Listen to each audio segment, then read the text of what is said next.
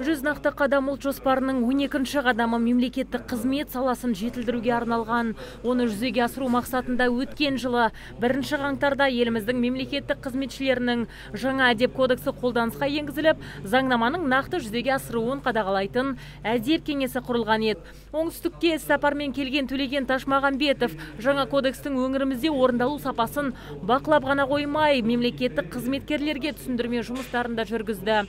Сондай-ақ жиын аяқталған соң мамандар мен тұрғындар әдеп жөніндегі уәкілдің жеке қабылдауына қатыса алады. Бүгінгі таңда мемлекеттік қызметке қойылып отқан талап тек қана оның білімділігі, тәжірибесі мен соның жанында осы мынау әдеп нормаларын сақтау.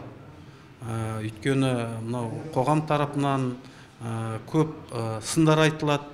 Мемлекеттік қызметкерлер осы әдеп нормаларын бұзып, басқа да бір іс-әрекеттер жасап жатқанда, соны болдырмау жөнінде осы біздің бүгінгі таңда тек қана жаңағы әдеп кодексінің нормалары жұмыс уақытында емес, жұмыстан тыс уақытта өзін қалай ұстау керек.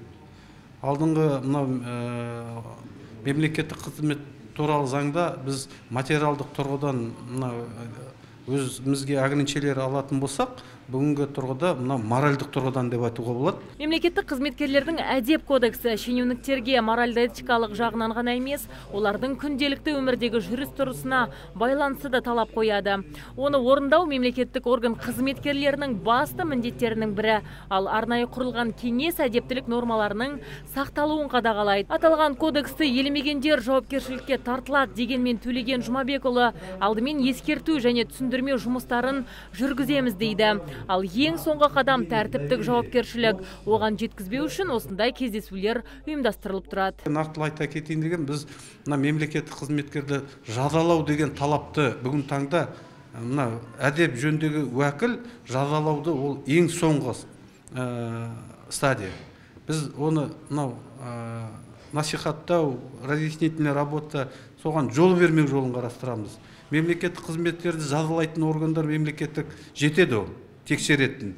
Оның үстіне біз қосылып оларды жазалауды тек қана алдыңғы мақсатқа қоятын болсақ, олардың жалпы жұмысқа деген ынтасы болмайды ғой. Орталық комитет туралы біздің аппарат айтатын болсақ, осы 2 жылдың ішінде 26-27 адам тікелей орталық аппараттағы уәкілге шағымданып, біз оны енді төменге комитеттерге, департаменттарға жібердік.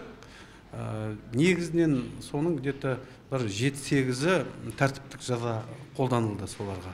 Мемлекеттік қызметшілердің қызметтен тыс уақыттағы жүріс-тұрысы, мінез-құлқы қоғамның мемлекеттік органдарға деген көзқарасына әсер етеді. Сондықтан жиында баяндама әзірлеген Төлеген мырза, әрбір маман қай кезде болмасын жоғары моральдық әдеп нормаларын сақтауы тиіс екенін жеткізді.